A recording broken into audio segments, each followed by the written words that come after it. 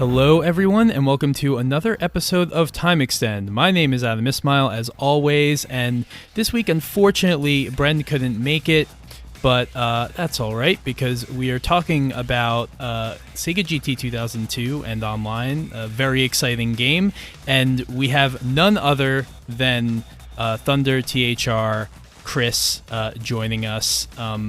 You are, in my opinion, Chris, the authority on this game as far as YouTube.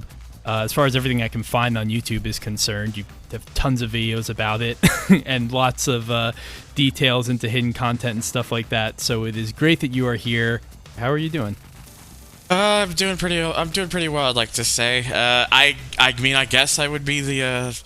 And when it comes to YouTube, I probably have done more of that game than most people. Not, I wouldn't say entirely, but at least when it comes to like hidden content and knowing some of the the deeper details about the game, I'd probably know. I would say a bit more than maybe some of the others. Well, it is like, it does have the unfortunate position, Sega GT 2002, of being a Gran Turismo-like game when Gran Turismo 3, in the shadow of GT3 and before GT4. Forza's not quite out yet.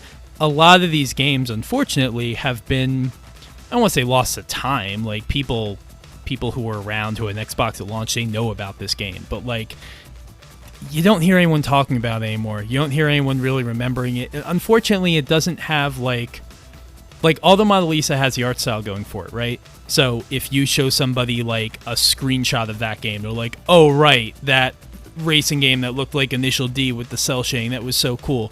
Or like, I don't know, Enthusia was kind of passed over, but like has that iconic cover with the Vantage on the front, and it had that weird kind of conceit to its design, but with its like very unique career mode. Sega GT 2002...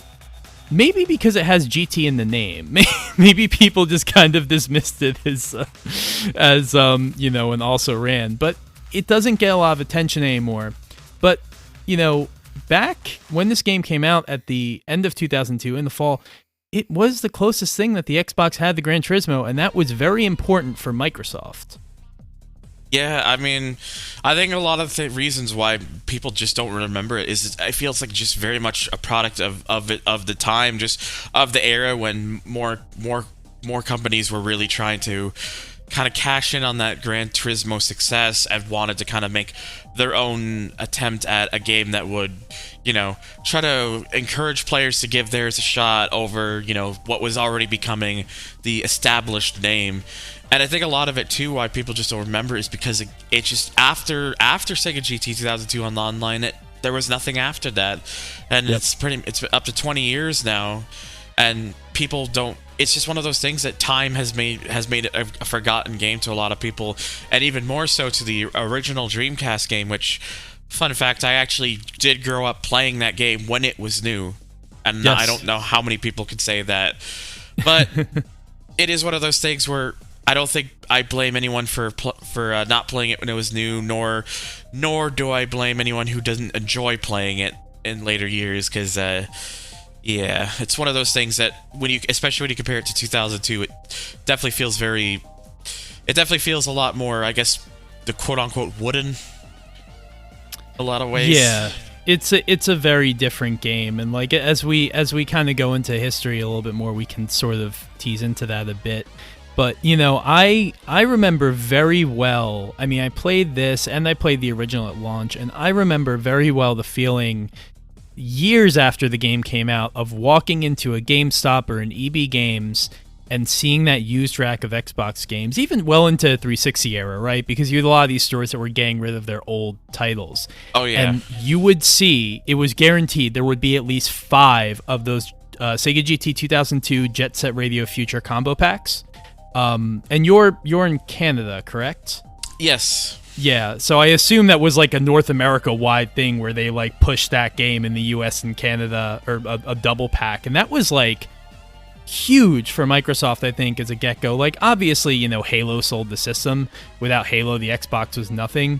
But I think doing that as a pack-in, which they did at some point, Jet Set Radio Future was I don't know if it was a launch title, but it was very close. And Sega GT 2002 came out like a year after the system did.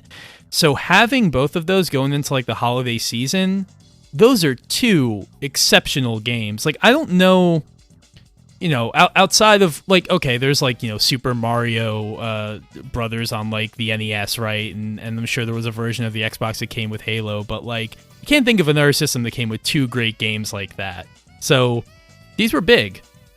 I feel like that it's funny you actually mentioned that bundle pack, because when I first got an Xbox, it was Christmas of 2002, so I had the Xbox that came with that very bundle. So those were the two first games I played on the console when I was a kid. And I think looking back at it, there were consoles beforehand that that would be bundled with other games, but it was usually only one game, and a lot of times it may have been thrown in as an extra by maybe the store you bought it from or whatnot. I feel like that 2-pack, though, not only did you get two really good games, I think it was one of the first times where it kind of really proved to not just Xbox but other console makers that you really could get away with selling your console with games with a couple of games, and people would be interested in buying it solely for that reason. I feel like it was one of the first to really kind of bring the idea a bit more to the masses that having bundled versions of the consoles was something that people would be interested in. Yeah, totally. And I mean, this was also a time too, we're coming out of Sega ending its home console business. You have these two AAA titles. Sega had an interesting strategy when they were becoming multi-platform that I think was a very well-informed one, and it seemed like they really looked at it like, okay, we're going to target our more mature titles on the Xbox. We're going to do more, like, it's not that they didn't do that with the PlayStation 2, but with the PS2, I think it was more arcade conversions, because the PS2 you had Crazy Taxi, Virtua Fighter 4, and there were others, but I think most of the arcade games found the home on PS2, whereas on the GameCube, you had Sonic. Sonic went straight to GameCube. Eventually, after Sonic Adventure 2 Battle with Heroes and stuff, they started playing them multi-platform, but like, Sega was very deliberate in where it put each of these. And I think, I that's not to say it didn't have to do with, I'm sure, agreements with, Sony and Microsoft and Nintendo for exclusivity, because Sega was a hot commodity at the time. You had this powerhouse developer publisher that was becoming third party. And I think Microsoft and Sega and Microsoft obviously worked together on the Dreamcast a little bit, because the Dreamcast supported Windows CE development libraries. So I think Microsoft was like, hey, we could use a racing game. They had Project Gotham Racing, but they're like, we could use something that's more like a Gran Turismo. Sega's made one of those. It was terrible, and we have a very old podcast that talks about the original Sega GT. But why don't we have them bring that game here? Sega wouldn't have wanted to bring it to the PlayStation 2 anyway. It would have gotten destroyed. I mean, Sega GT 2002 came out in September. A year and a half pretty much after GT3. I mean, maybe people have been up for it on the PlayStation, but Gran Turismo 3 was just such a juggernaut, and still is, that like, it's hard to imagine anything succeeding on that platform. So bringing it to the Xbox was a very inspired move. Yeah, I would say that's probably true about how, like you were saying, how Sega kind of focused on what games they're going to release per console. It's like, it was very clear from early on that Sega was they pushed the idea of having a lot of their titles be on the Xbox, and kind of focusing more towards those that they feel would target a certain demographic, as because I think a lot of the people even back then kind of saw the Xbox as kind of like this console that was maybe going to be more for a certain type of audience, like the more mature audience and whatnot, more so over the likes of the PlayStation 2, which was kind of like for everybody, and the GameCube, which I guess some saw as maybe being a little more children oriented in terms of the people who are going to be most interested in buying a GameCube. So I think, yeah, that's probably a lot of why you didn't see the likes of, you didn't see as many like arcade conversions, and you didn't see Sonic until years later when they decided to go more multi-platform. But Yeah, that's the thing with Sega GT was it really was like kind of one of the first like proper like GT style racing games that the Xbox got around that time.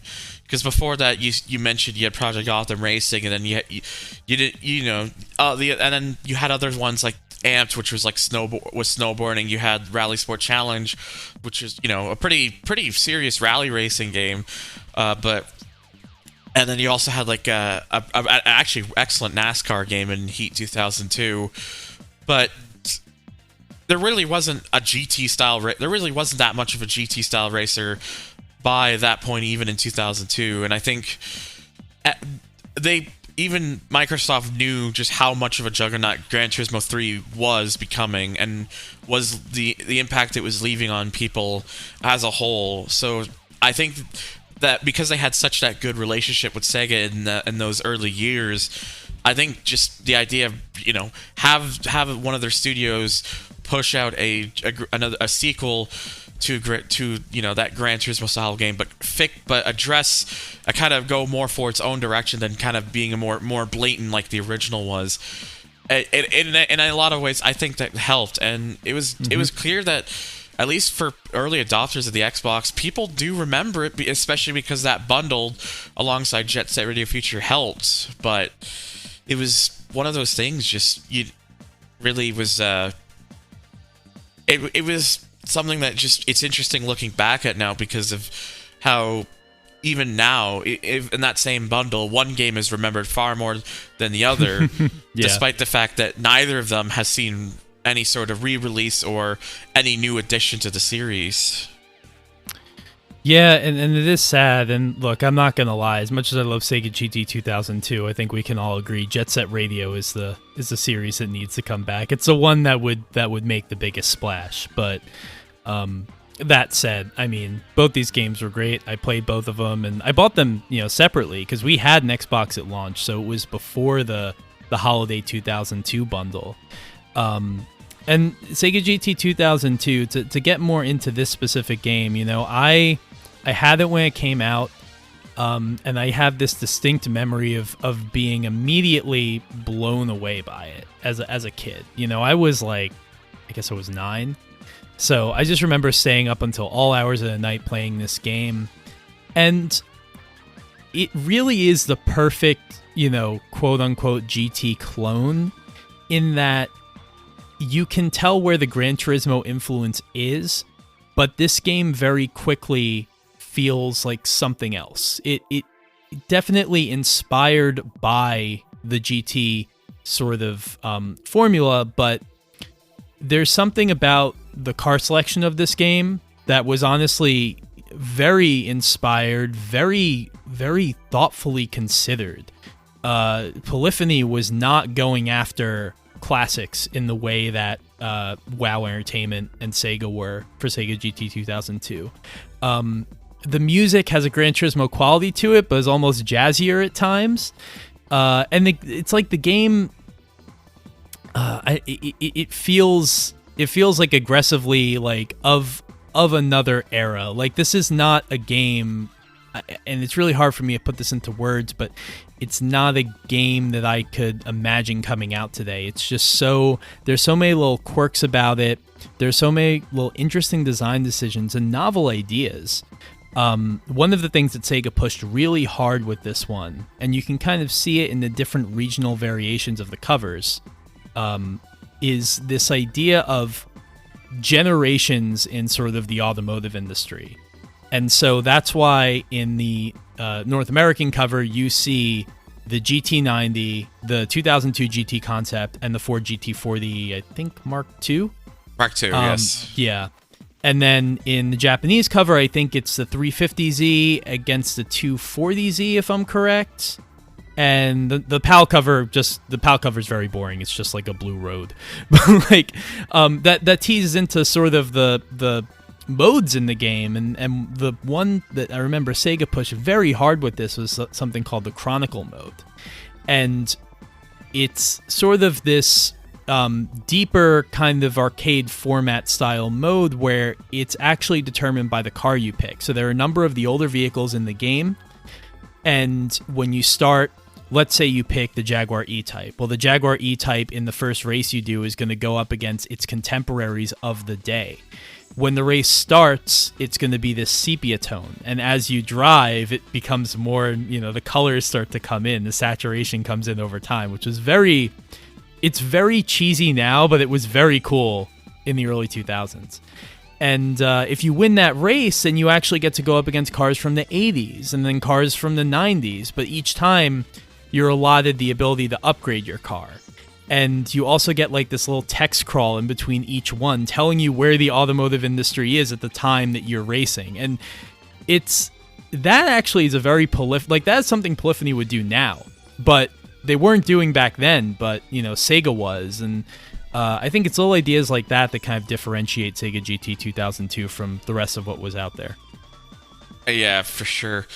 Just the car list was definitely something that, whilst it had a lot of that Polyphony influence because of the sort of, the emphasis, especially for Japanese vehicles and getting a lot of the cars that would have been iconic to those players at the time. It's just the fact that they kind of remembered that, there was a history of cars and that there was, a sort of like this backlog that really wasn't being touched by Polyphony or even that many other developers even at the time.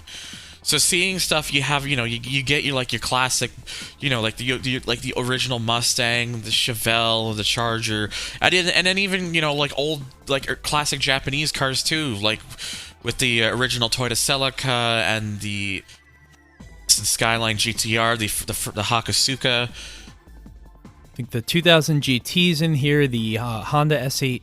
Is it the S8? No, it might be a Toyota Sports. It's the Sports. It's the Toyota Sports 800. There's the Honda S600. S600, okay. And then there's the Alpine A110. And that's the other thing I love about it. It's not like I remember with GT2. GT2 had a number of classics, but they were all American.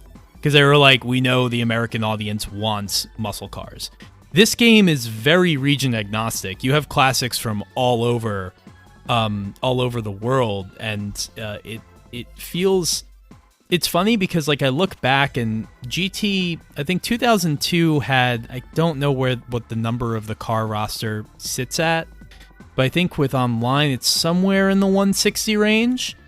And even in 2002, it felt way bigger than that because it just spans so many eras. I always think this game numerically has more cars than it has because it just feels that big.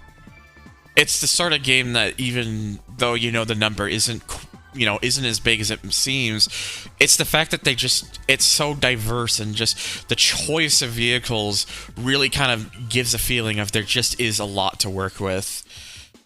And even for and then when the online expansion added additional vehicles and whatnot, it basically helped it even more so. But it's just neat because there's the sort of cars even in 2002 and online, some of the cars that they chose, you still don't usually even see most of the other games. You don't really see a Nissan Mid 4 or the Giotto Caspita in most other games. It still feels unique in that sense that they address that those sort of vehicles exist. And it's one of these things where I never understand why other racing games can't consider them, because it makes them feel forgotten for that very reason. And it's something that I feel that a lot of those cars deserve a better spotlight because they're just they're so special. Yeah, I don't know that the Mid 4 has ever been in another racing game.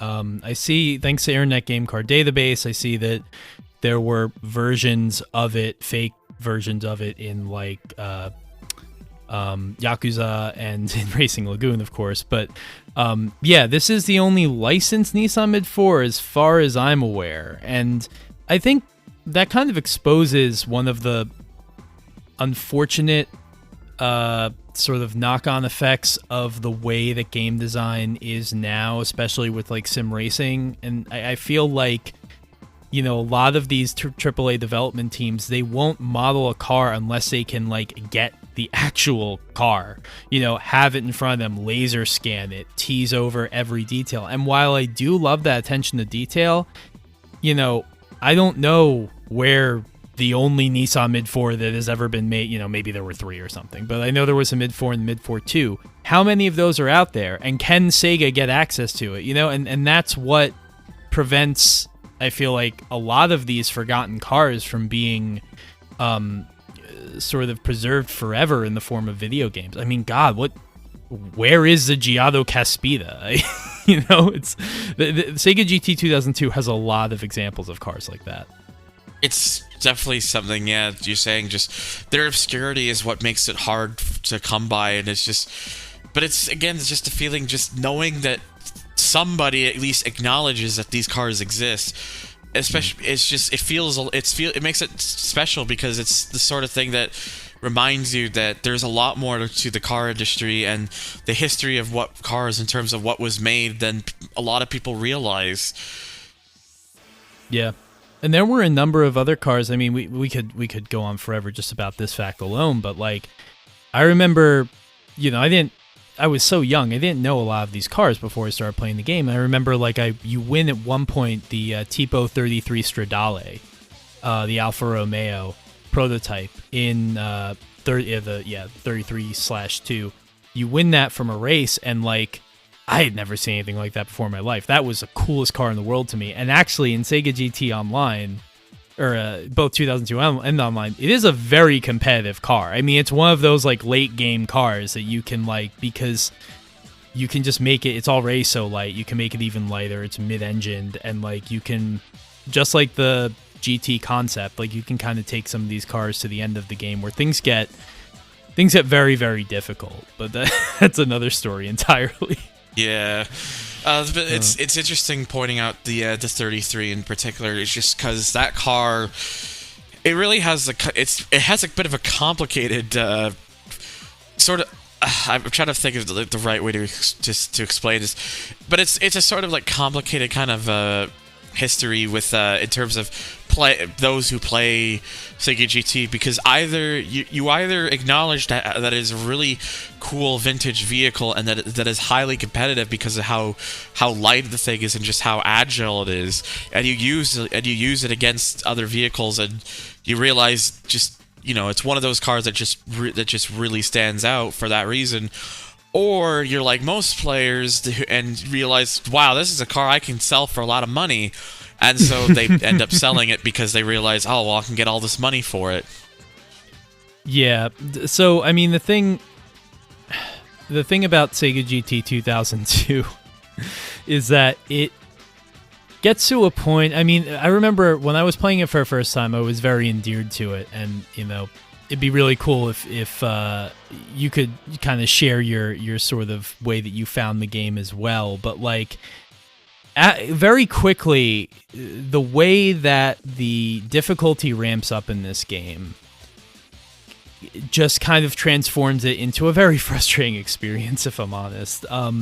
There have been videos, and Chris, I know you have partnered a lot with Zen and kind of bringing some of these hidden aspects of the game to everyone's attention, but something that Zen did, and he did a video that you can find on YouTube as well, is it kind of reveals the way that the AI works late in the game in Sega GT 2002, where there's like a first lap boost of like, I don't exactly remember the numbers, but it basically halves the weight of all the opponent cars and then increases the power by a factor of 1.5. So like, it doesn't matter what other cars are in the race are on the grid as you, they will all just rocket away at the start. And only after the first lap, or the first and a half lap, they'll start to come back down to sort of normal qualities. But even then, they won't be, you know, they won't be really fair. The game will be cheating. And if you look at some cars, like for example, the Caterham Super 7 is in this game. This is a game where the AI, you know, it will create a version of the Super 7 that weighs like 200 pounds and has like 500 horsepower. It's just way faster than anything else in the game. And, you know, you can kind of pick out early, like, okay, like the 33 is the most competitive. The Ford GT is pretty competitive. The GL Caspita is very competitive.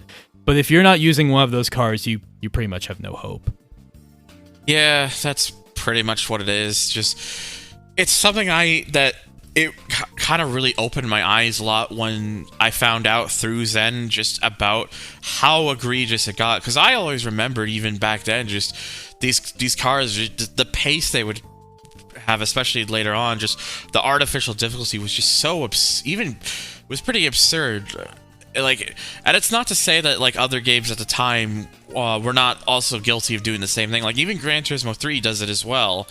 But it's one of these things where like it's just it goes from like just kind of being on the same level as you to just this extreme just absurdity where it's 1.5 times the power, and they weigh about half of as much as you can actually ever get them to be, and it's just they just propel themselves off for that reason. And it's like, it is clear why they did it. It's just artificial difficulty and whatnot, but just it's one of those things. I just sit here thinking you may have wanted to kind of take a different approach with this, especially because it's for certain events it makes it either insanely hard, or in the case of one in particular that I remember for years, impossible, until I discovered that there was a trick to kind of get around it.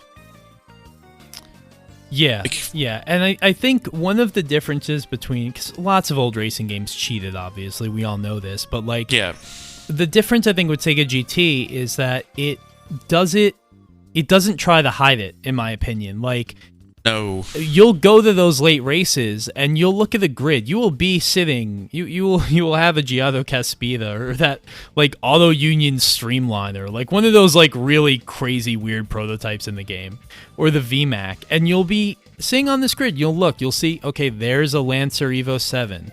There's an R34 GTR. None of these cars look that fast. They can't be. And then the race starts and they're gone. It's because they're way faster than those cars could ever be.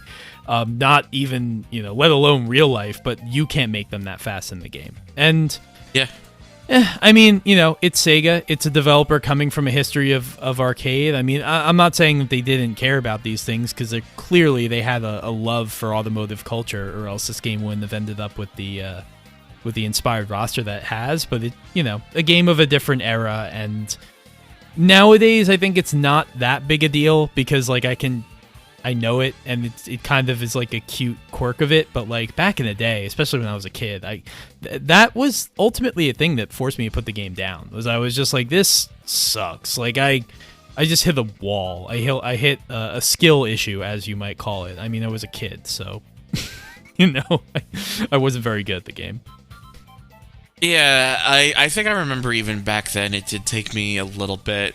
I think because I pretty much grew up so much around just playing racing games that I was able to adapt to it pretty quickly, but I do think it took me a few attempts as well, even back as a kid.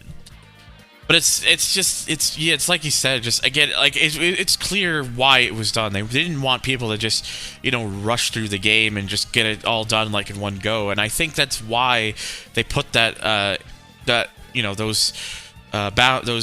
fat more power and having the weight and whatnot, so that it would make players kind of have to fight for the win. At the same time, at the risk of to some people, it can just feel pretty cheap seeing these vehicles that you don't think are going to be that sort of fast, and then they just take off, and you're just sitting there just bewildered at why they're going at such a pace. And and then it becomes more insulting when, as the race goes on, they especially after the first lap, they gradually start losing all that extra power, and then and then you start catching up with them, and you realize, well, why are they going suddenly so much slower? So it's one of those kind of things where it almost feels like it's insulting you for that reason. Yeah, it's just kind of teasing you, but yeah, it's another quirk of a game with many. I mean, there are so many weird aspects about this game that aren't quite captured in other racing games, or aren't very sophisticated and would be done again differently and probably better. Like, I recently revisited online through an Xbox 360, actually, because I didn't have my original Xbox on hand, and I had forgotten about how interesting the replays are in this game, because this was a time before photo mode was a thing. but they kind of created this proto-photo mode in which the replay would run and you couldn't have access, you couldn't freely move the camera, but you could choose between like 7 or 8 different camera angles and press a button. I think it was, if it wasn't the A button, it was like the white or the black button, and snap a photo. Snap like up to 6 photos or something during a race, and then you would be able to choose one or a few to put on the wall of your garage. Because this game had like a fully modeled garage where you could put your different awards that you had won from winning races, and you could also just place like little pieces of furniture. It wasn't like Auto Modelista in terms of like you could map out your garage on the grid or whatever, but there were slots for things, and there was a parts store and a used parts store. You could buy like a jukebox from the used parts store and find a place to put that in your garage. And it's just like, I don't know, the photo mode I think is really funny because it'll also give you like a text crawl about the car, depending on what car you're looking at. And they're not very long, and they're also not translated extremely well. But, that was something that was pretty neat back in the day. I also remember in like the upper right corner, it said, Canon they had a Canon sponsorship in this game, but it was written next to the logo, Canon is the official camera supplier. Like that would like verbatim, Canon is the official camera supplier. Not of Sega GT 2002, just in general, just Canon. They want people to buy Canon products. Just please buy our cameras. Don't think about those other brands that you might be saying. Please buy Canon. I was gonna say quickly, but yeah, it is interesting you point out about the garage thing.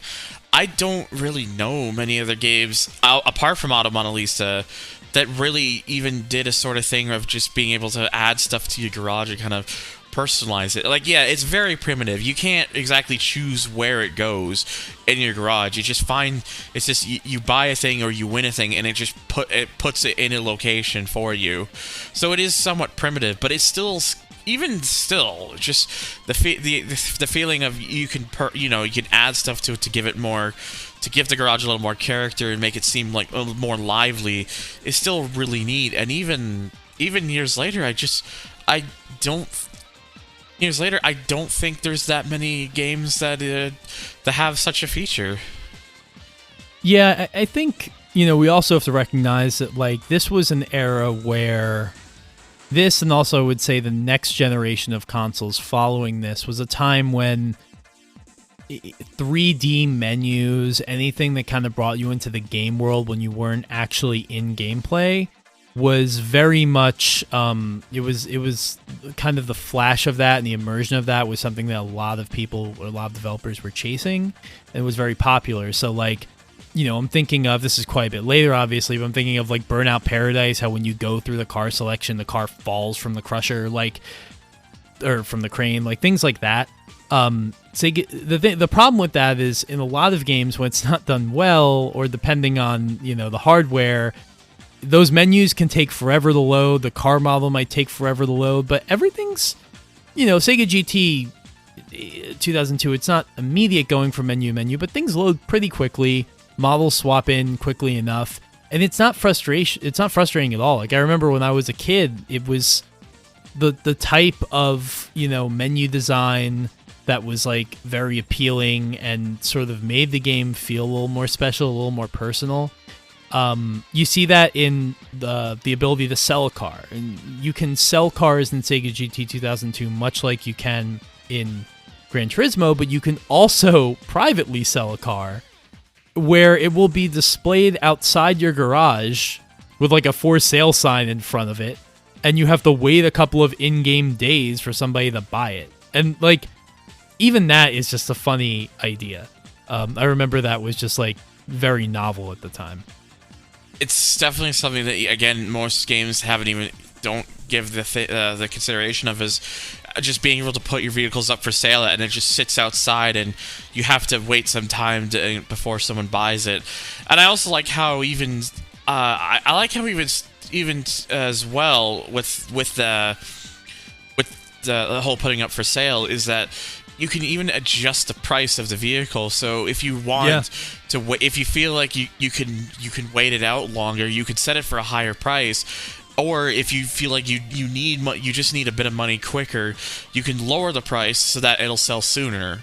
It's just that sort of like you have that range, and it's like you have that ability to kind of set your price, and it's very unique because in a lot of ways I feel it predates what would eventually become things like the auction house and the Forza games. Sure.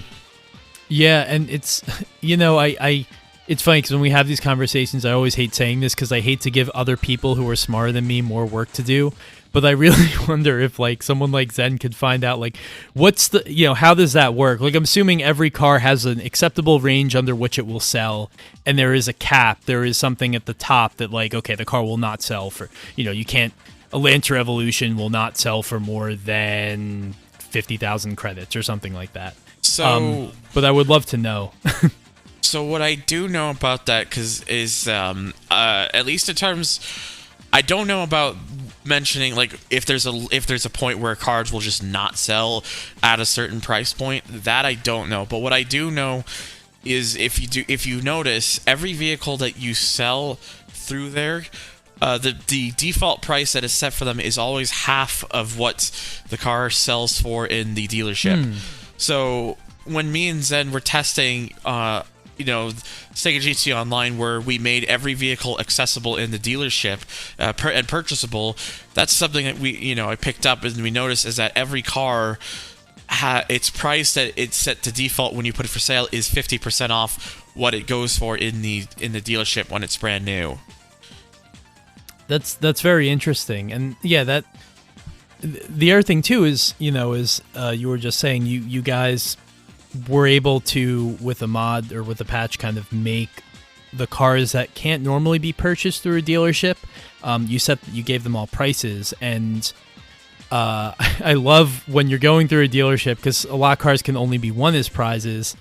It says not for sale, and even there's like a do not touch sign in front of it, and it's like cordoned off with like a kind of like a velvet rope going around the car. Little cute touches like that. This game has a lot of it holds a lot of secrets, and I don't even mean that in the sense of like cut content, but like you might go into the used parts dealership on a random day and find that there is a secret turbo that you can't normally buy, and that'll disappear. Knowing about those things, it's almost a shame because like if this was a Gran Turismo, it's like those black Group C Le Mans cars in GT4 that only show up on certain days of the year.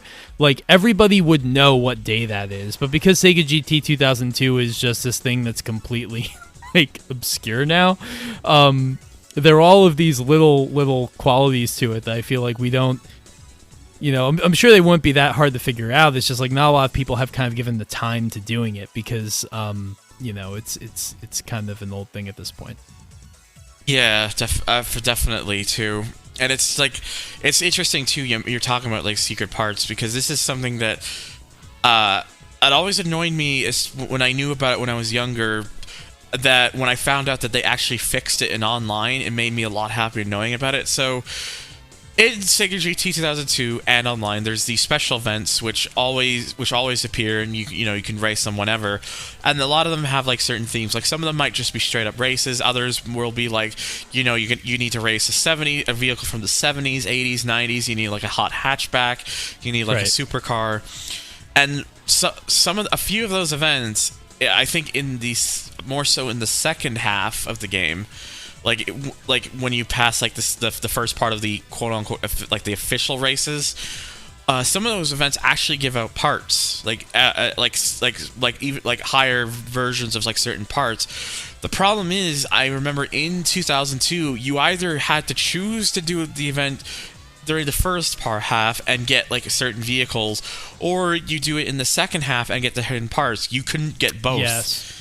But so it was annoying that like you had to choose between them, and then what I later discovered that they actually fixed that in online, where it didn't matter if you did it first half or second half, you just get it regardless. It was nice. It was like one of those things where it was nice to see that they had addressed that problem. Yeah, if I remember correctly, it's either the Renault Clio or maybe a 5 Turbo or a Peugeot 205, but like there's like an old French rally car that depending on when you do it. Sorry, you know what it is?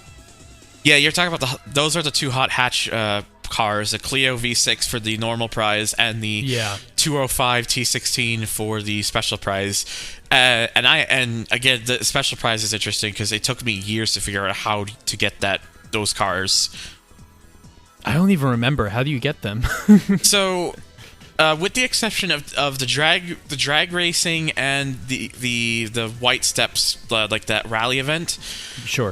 In order to get a special prize in Sega GT 2002 from the event races, you have to on the last lap of whatever race you're doing, you have to advance 3 positions. It doesn't matter if you go 6th to 3rd or 5th to 2nd. Or, of course, 4th to 1st. If you advance 3 positions in the last lap or more, you could go from 6th to 1st and it'll still count it. That's how you get the special prize, is advancing 3 position. The only exceptions to this are the drag racing events, in which you just have to win the event 3 times over, and the white steps, like the snow rally stage, which I believe you only have to win 2 times over. And they don't tell you this. Like, that's the other hilarious thing about Sega GT 2002 is I get the sense, like, you know, not like it was, I don't know if it was a rush game. I have no insight to any of those things, but it almost feels like they either didn't really care or maybe didn't have time to kind of engineer. It was also a different time of like game development where, you know, making these things clear wasn't so much the developer didn't feel like they had the responsibility to do it. I feel like that was kind of the culture, but like, yeah, there's that aspect to it. They just don't tell you how to get the special prize. And then there's also like, I remember the experience of doing the special races, because, you know, we kind of allude to this a little bit. There's the official races, which is just a series of events that for the most part really only award cash prizes, right? But that kind of dictates your level or your placement, your progress in the game. And then there are the special races. And the special races are the ones that give out like prize cars. You can do them repeatedly, but they might give out different things. And the special races I always thought was funny because they'll show you like a little picture of the track in the corner of the screen of where you'll be racing, but they won't tell you the name of the track. And I guess like as a kid, I remember I never knew what any of these tracks were called because I wouldn't do the arcade mode, which like in the arcade mode you could choose a track and they have names, but like when you do it in the special races it just gives you a picture, and I'm like, all right, I guess unless I'm reading like the board on the gantry when I start the race of the name of the track, I don't know what this track is called.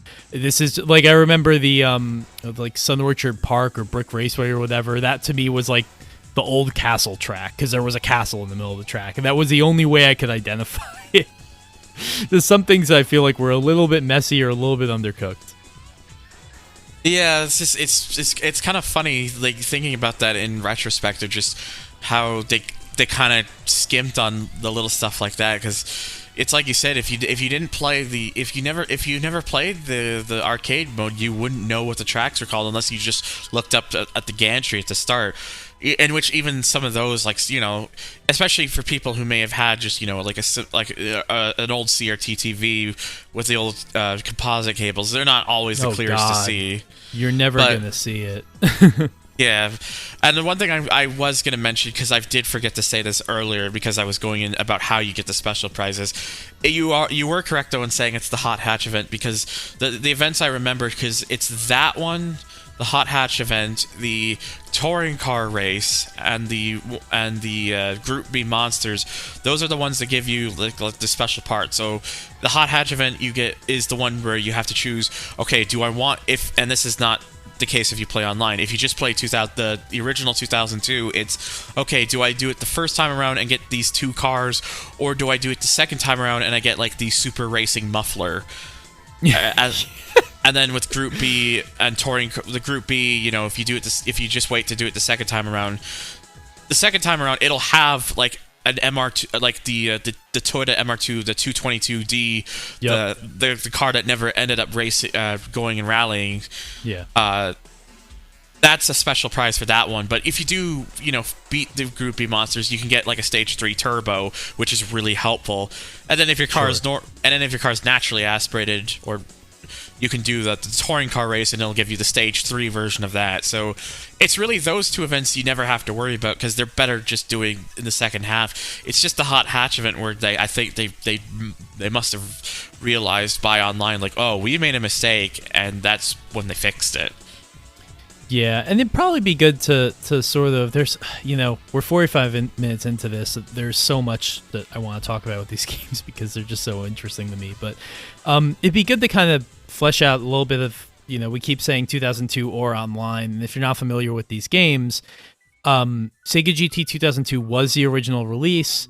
And then a little more than a year later, like a year and 3 or 4 months, in January of 2004, I believe, they released an updated version called Sega GT Online with a bunch new cars, I think 2 new tracks, and of course online functionality. And the thing that I distinctly remember about this, and it's funny because if I open up my case, I still have the receipt from January 2004 when, assuming my brother bought the game for me, it was $20.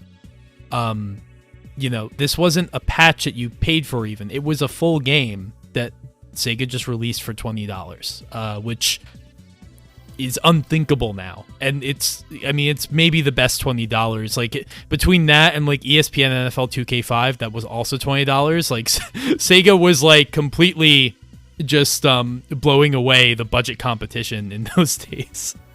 It's 20, like, it was really, in hindsight, it's really cool that they just decided, okay, well, here's all these, we're gonna have a bunch of brand new vehicles, we're gonna have a couple new tracks, we're gonna add more tuning parts, we're gonna add a couple new like event mode types that you can do, and of course we're gonna have online on top of that. And it was just a $20 like expansion disc, and it was really neat that they did that. But it's also flawed in the same way, because I remember looking into articles, they were planning a little more than what they actually did. Because the one thing I remembered, I think what got a lot of criticism for that online version back in the day, was I think they were originally planning to make it so that you could transfer over your save if you had completed the game before on the original 2002, so that on online you just have a whole bunch of stuff and you're ready to go. And then they kind of skimped out on that when the game actually released, because you just have the perk option in the options menu, which was literally called perk. It's just like save, load, perk. Yeah. And all the perk did was, if it just detected that you had a save of the game, it basically would just give you like $100,000 up to, and even then you had to have at least had that money in your original 2002 save, because if you only had like, say, the default starting amount, it would only add like that starting amount on top of what you start with, of course, in online, which is the same. Yeah, and the online, here's something that I was looking for YouTube footage of this, and I think you may have uploaded the video, or somebody else playing the game online through like X-Link Kai or something. Yeah, I've done some X-Link Kai. That's my only way I've really ever truly played it, quote-unquote, online, is through the System Link option on X-Link Kai, with the likes of Casey and people from the Xbox Kai Fam Discord group. Very, very cool. Star-studded cast of players. Did you all check out some of these modes I wasn't even aware of? I found this IGN review, and it's funny because like back in the day, IGN completely tore this game apart for having very, I guess, unstable and sort of unfinished and weirdly baked online functionality, which is not at all surprising for game in the early 2000s, when everyone was figuring this out. But some of these modes, like, first of all, I didn't know that you could trade cars and parts. That's really neat. And you could also like buy other people's cars and parts, I guess, if they put them up for sale. But there's this mode called Navigation Battle, where I guess 2 people team up, and there is a driver and a navigator, and the driver, I guess it sets the fog to max so they can't see where they're going. And then the navigator, who you're playing with, has to tell you where the next turns are, where you're going, and then you can, race the AI or race other people that way. That's kind of an interesting one. That almost seems to me like a Wii U type game mode where it's like, if you're playing on the TV versus the gamepad, you have a different experience. Oh yeah, that's the thing I really wish I was able to experience when it was new, but unfortunately, I got into it too late. My first proper online console experience wasn't until PlayStation 3, so I was a bit of a late adopter. But what I was able to at least do, and I actually prepared for this prior to coming on to this podcast, I wanted to try and find out as much as I could about the online mode, at least as much information as I was going to be able to find. So this is what I was able to find. So you did mention about the navigation battle, which was kind of like having a co-driver, if it was like a rally event or something. And you also mentioned about trading vehicles and parts too, which is interesting because of circumstance and also kind of like a bit of a big oops on Sega's part.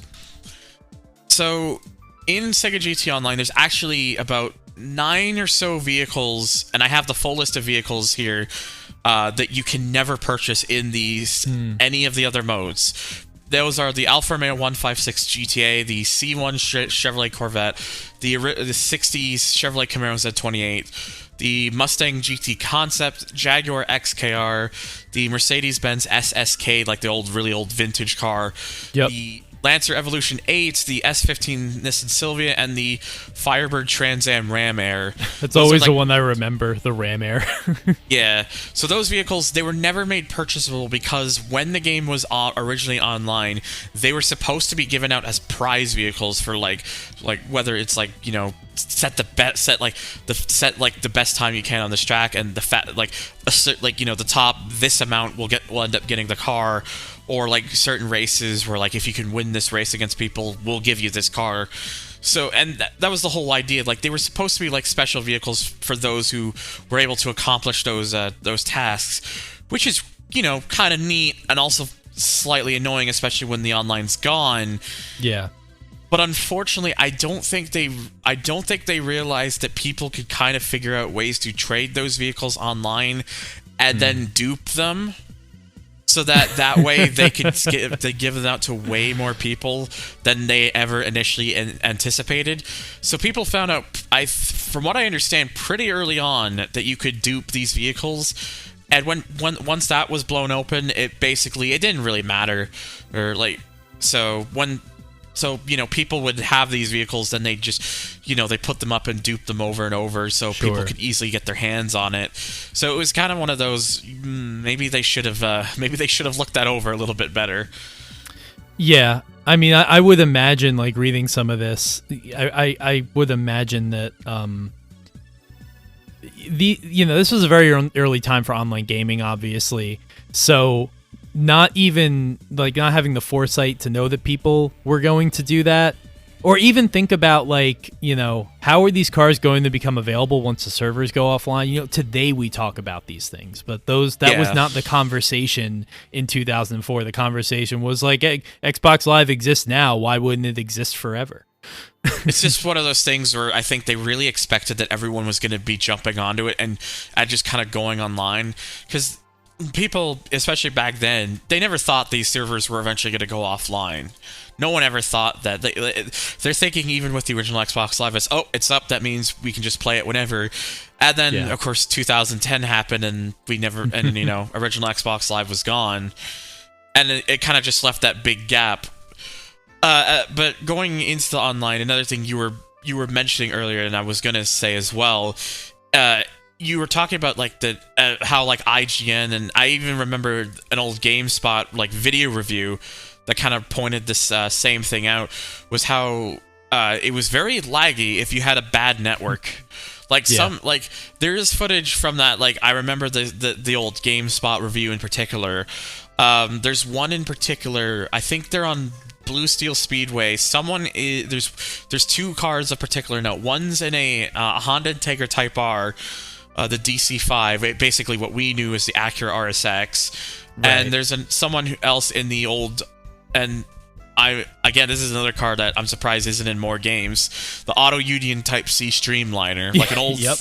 Like this car from the 30s that Auto Union made purposely for the sole intent of going as fast as possible, and it legitimately, for a 30s car, could do over like 230 miles an hour, I think. Right. I mean, you say that, but I'm sure it's coming to Gran Turismo 7. It's going to cost 20 million credits, so get ready. I sure can't wait for that.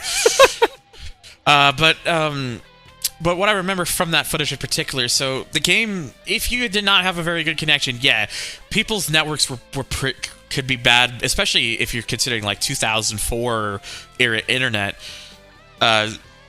And I even in Japan, where this game came out in like Christmas 2003, I can't imagine it was that much better even over in its native country. But right, just if your network was poor, you had an unstable connection where like your ping fluctuated really badly, or your internet was rather slow, you would basically be jumping all over the track and you wouldn't be very smooth at all. Like some driver, like the Integra person must have had an okay internet, but it was still like, it was still visibly kind of twitching and jumping on the track. Like it was not smooth.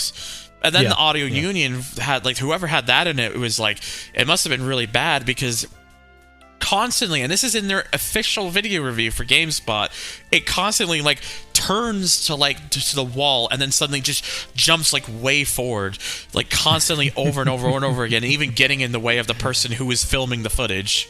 And apparently people must have taken that as initiative to troll players online, because from what I understand, if you bumped into players, it was not always a guarantee that you could really push them out of the way.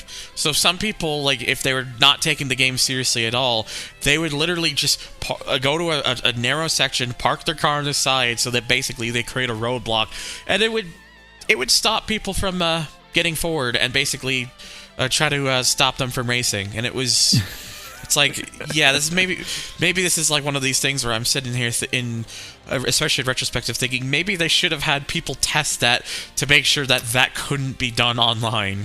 Yeah, I mean, look, there's the silver lining. If you want to take a positive away from all of this, it's that you're not missing that much by not being able to play Sega GT Online, naturally in 2022. I mean, you can, there's a novelty to it, I'm sure.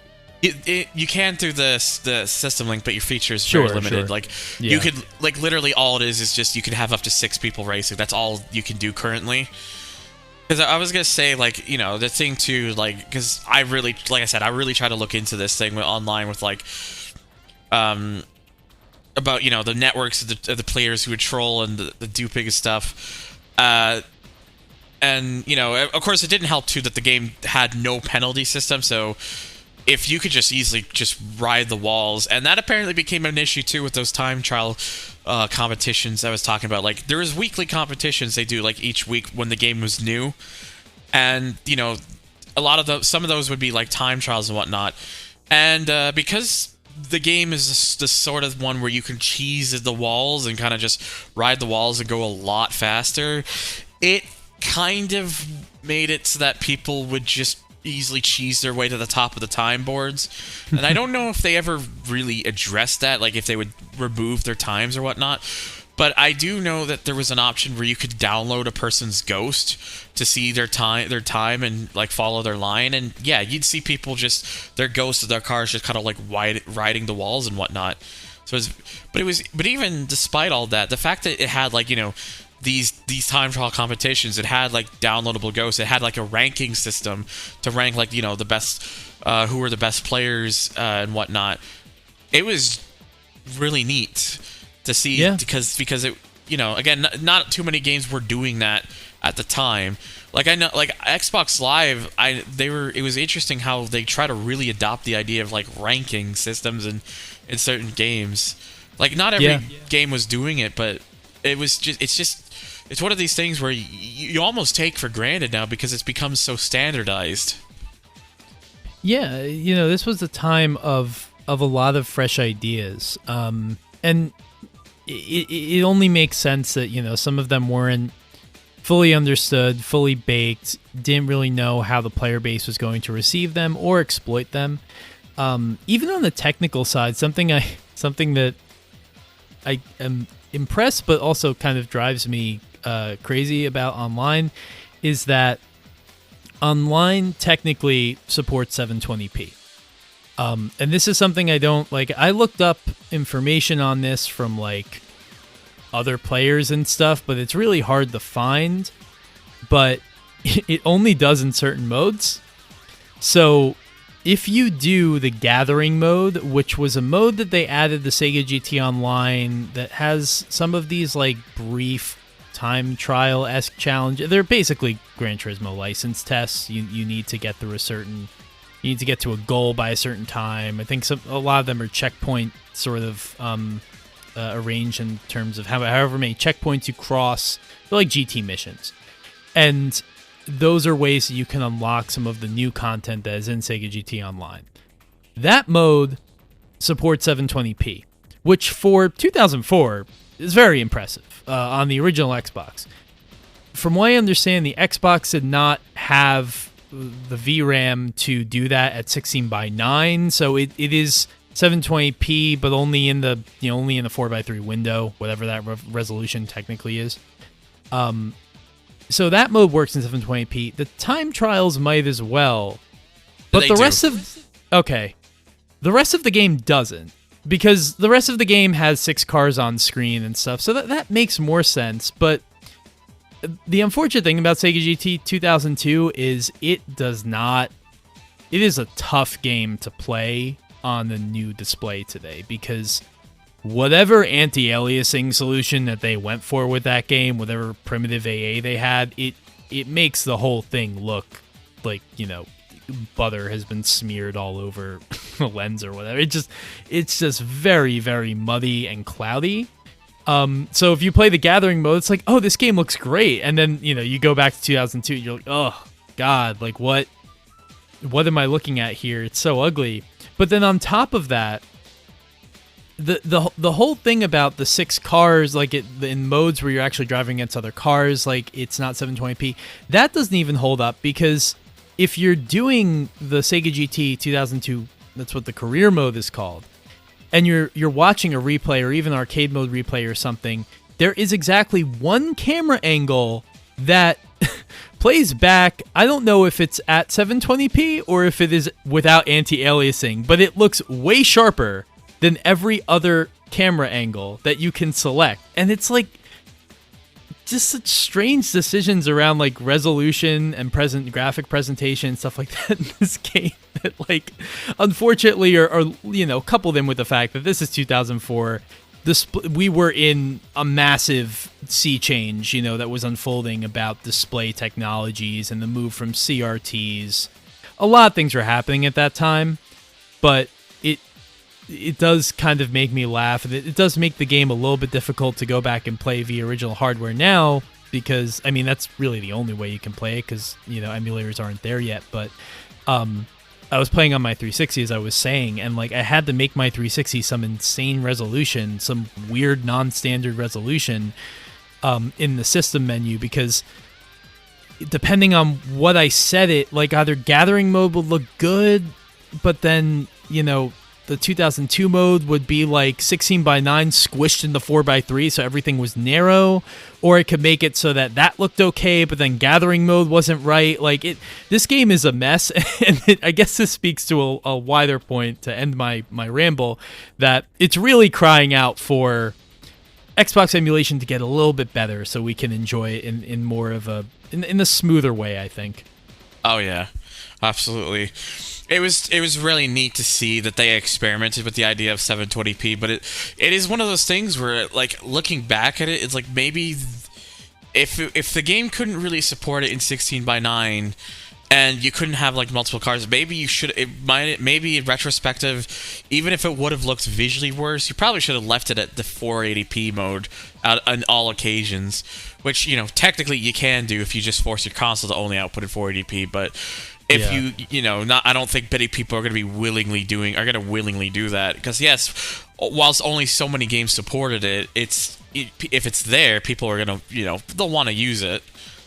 Yeah, but, and I mean 2002's 480p, like that's kind of my other issue, is like it's a very muddy game. So like I remember I was talking to Andrew Elmore, who is like knows everything when it comes to this stuff, like especially like weird Xbox tech, and like I was like, this isn't 480p. He's like, yes, it is. I'm like, why does it look so bad? It looks really bad.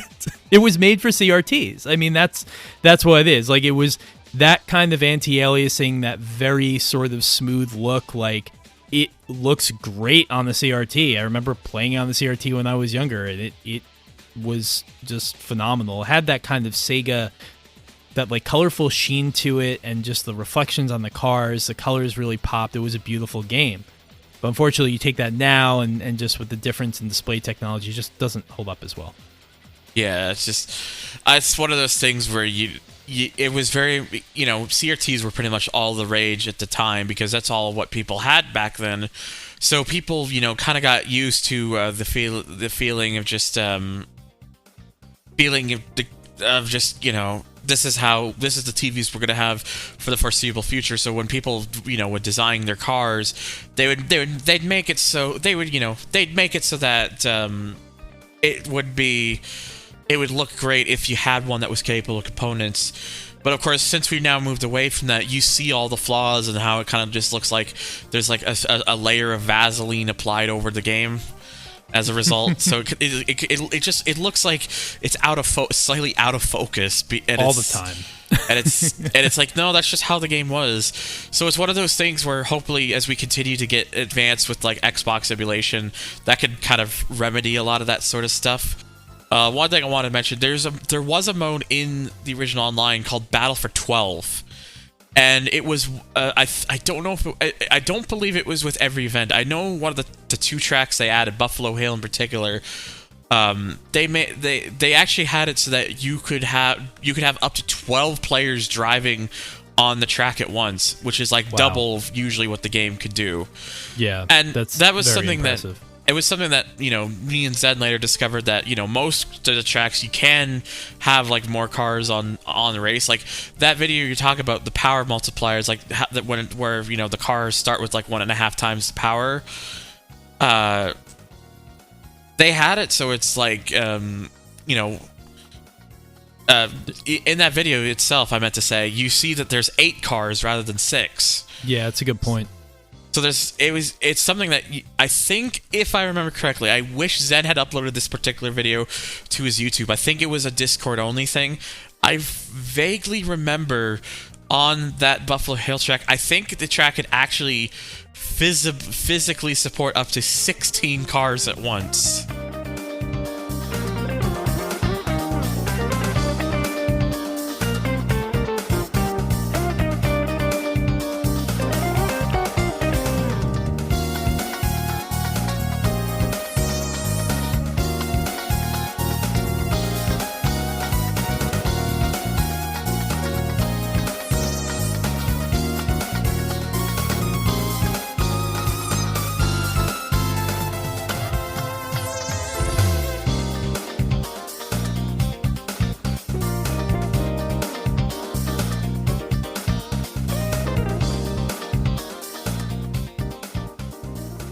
So with all that said, I think it'd be good to kind of just cover a lot of the cut content, especially, this pertains to a lot of interesting cars that were actually in the online game data, but were not accessible to players. And I mean, this ranges from everything from cars that were in 2002 that were removed for online, maybe due to license reasons, or just like cars that Sega seemed to want to get, or maybe thought they were getting, and then things fell through. Because, there's a lot of that in the game, right? Yeah, just so Sega GT had, I think, with they were because it's online, I guess they really wanted to make it kind of worth the $20. the majority of content that they were planning did thankfully make it into the game, but there were a few things that didn't quite make the cuts, and most of that was in terms of vehicles. Now, one that was in 2002 but was omitted from online, I'm guessing for licensing reasons, was the Opel brand. Now, in 2002, you have two Opels you can drive. You have the Astra Coupe and you have the Opel Speedster. And if you play 2002, most people, you can just choose them and just drive them whenever. But in online, they're actually made inaccessible. You actually cannot normally obtain them. And I'm guessing what must have happened, and the reason that is the case, is they probably just it likely just fell down to licensing issues, is why those cars were made inaccessible. But they're still there. They never removed them from the files. They kept them there. And maybe, I'm guessing the idea was, maybe if they were able to renegotiate the deal or something, maybe they could bring it back via a title update or something. That's my guess. But yeah. So those were the only, and then the other one that was also technically in the files since 2002 was a World Rally spec Subaru Impreza, based off the Bug-Eye Impreza, like the one that Richard Burns won the rally championship with. It didn't have the livery or anything. It was just a simple blue paint scheme, and the proportion of the car was a bit large, so the wheels would actually clip through the ground a little bit. So it was very clear, they weren't really gonna, the car was conceived, and then excuse me, probably early on, I guess they decided we're probably not going to use the car. What's up? Sorry. Yeah, no. I was just gonna say it would have made for, because in terms of actual competition spec rally cars in the game, you have the 222D and the Starion. Yeah, the four-wheel drive rally Starion, yes. Yeah, the prototype Starion. So that was, that would have been the third, because that game didn't have any other actual rally cars, to my knowledge. It's just, your road-going Lancers. Yeah, and, I was trying to, and what have you. I was trying to think if there were any, and I think the rest are all road-going. Yeah. So those are two pretty cool, those, yeah, I mean, especially the Impreza. The Opels were around 2002, but that would have been a cool inclusion. Yeah, so, and then there were additional vehicles that were planned for online and never some of them were completed, but they were never made accessible. One of which included an entire manufacturer. So, In online, they were going to introduce BMW to the lineup. There was going to be 3 BMWs that they were going to introduce. There was going to be, 2 versions of the M3, the E36 chassis and the E46 chassis. And then there was also going to be a vintage 2002 Turbo, which was pretty cool because, again, the 2002 Turbo wasn't in a lot of games at that time. It would eventually be added to Gran Turismo 4, but because this would have come out before, almost a full year before GT4 did, it was kind of neat that they were initially planning it, but it sadly just never happened. So it just kind of sits there unused. And then another one that was complete. So Bugatti is actually in the game already. There's they actually added vintage race cars into a few of them into online. One of which being the Type 59. So that's already accessible, but that car was originally supposed to be joined by what would have been the 2002 concept of the Veyron, known as, which at the time I think they called it the EB Veyron 16.4 concept. 16.4, yep. It would have been based off the 2002 version, and the reason I know it's the 2002 version is because on the front bumper there's actually a little grill in between the two open bits on the side. There would have been a grill running through the middle of each of those. That was on the concept version, but on the production version they actually removed that. Oh, interesting. I had never noticed that discrepancy. I just remember the concept version of that car was orange with the black stripe going down the center of it, and that's always how I identify the concept. I know that was a color that you could get on the road car, obviously, but that was my first memory of the Veyron is seeing it in that shade. And this would have been by far the first inclusion of this car in a game, I think. I mean, apart I can't even remember the first. Oh, was there another one? I was gonna say maybe apart from if there was like a, I would say license, it would have probably have been the first. But I'm trying to think, like maybe there was like a game that had like the an unlicensed version of the very first concept from 1998. And the Veyron was a car that, like, once people knew that, once it set that record, 253 miles per hour, I don't even know what year that was. But once that happened, like, that car was then a household name.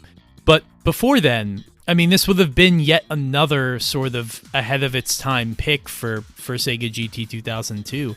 There's so many cars in this game now, or in these games, that are just expected in racing games now. Like, I don't mean to rehash this whole discussion, but I don't remember seeing like a 190E in a racing game before this, So, the Veyron, and it's funny because I've seen through your video, and obviously there's a way that you can patch, if you have a copy of the game and maybe a mod Xbox, you know more about this than I do, but you can patch the game and get access to some of these things thanks to Zen.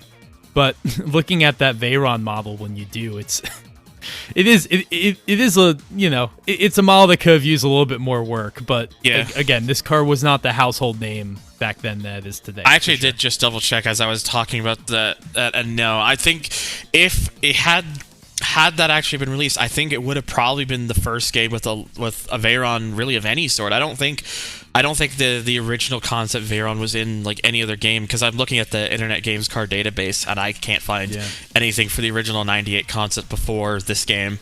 So this would have probably have been originally been the first game had it actually been made available.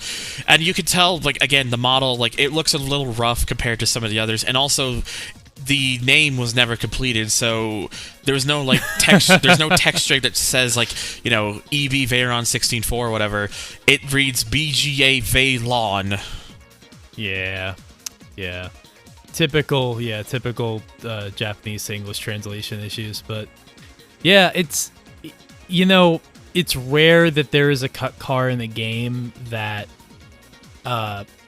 people would look at and just be like, oh my god, if that was in the game. Like, there are the classic examples of like GT3, for example, having that JGTC Diablo that's in the Japanese version of Gran Turismo 3, but cut from the Western versions. And there's a couple examples like that, the 911 GT3 being another, but like that's very rare. Like, we know today that there was a lot of cut content in racing games back in the day, but like it's usually not on the level of a car like the Veyron. So, to learn, I remember sometime in 2020, I became aware of this thanks to Zen, and it blew me away. I couldn't believe that there, might have been a Veyron in Sega GT Online. Yeah, and so there are a few other cars. One that I want to say for last for a very purposeful reason, but there are some cars that they were planning, but the bodies for which never actually got finished. So what actually happens is there's information for the vehicles, mostly just text string, like their file name, and also like performance data. But because they were never actually finished, none of them share like any body. So they just use like a Nissan 240SX placeholder body. But yeah, Alfa Romeo would have been joined by the then new Brera concept. Cool.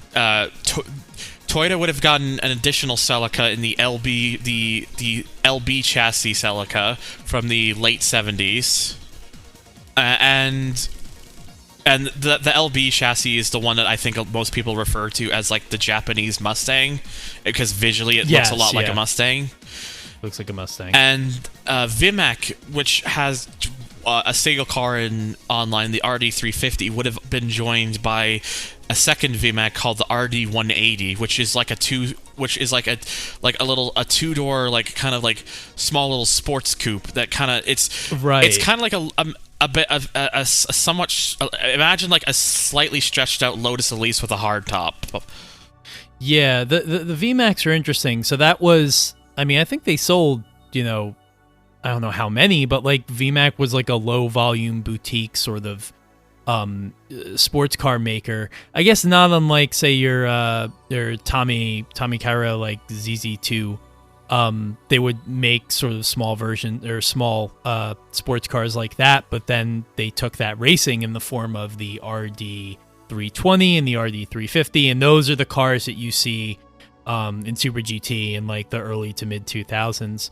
I actually have been fortunate enough, and I did a story about this on Jalopnik, to see an RD320 in pieces, mind you, but there is actually a guy in Long Island who is bought the shell of and a sort of other components, but didn't have an engine.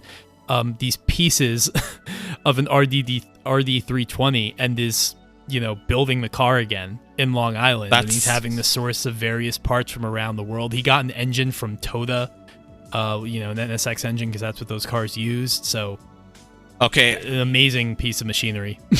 I never knew that, so knowing this is really kind of cool to hear about, that someone wants to kind of make continuations of that car. That's really neat. I mean, it's not going to be a continuation. It's just he found this, it, you know, fell through. It was pieces of this car that somehow made their way. Somebody imported them from Japan. Oh, wow. From this RD350, or sorry, RD320R, I believe.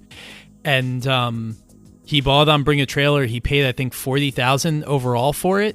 Didn't have an engine, didn't have a transmission. The shell was there, but the car was tattered. It was just an absolute, you know, you can see the original photos of it, but for the last 3 years he's been bringing it back to life, sourcing the parts he needs to.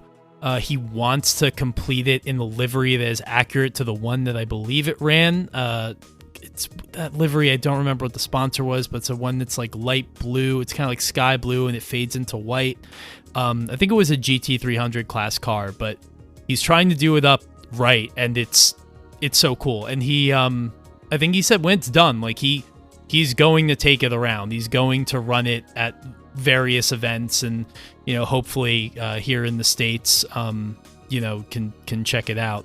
He's in Long Island, but I'm sure it'll make its way around. And his Instagram is Project VMAX. So I'll have to definitely take just a look a side at that. thing, but yeah, go find it, because he's doing some awesome work. But anyway, just anytime VMAX comes up, I have to say, like, I've seen that car in real life.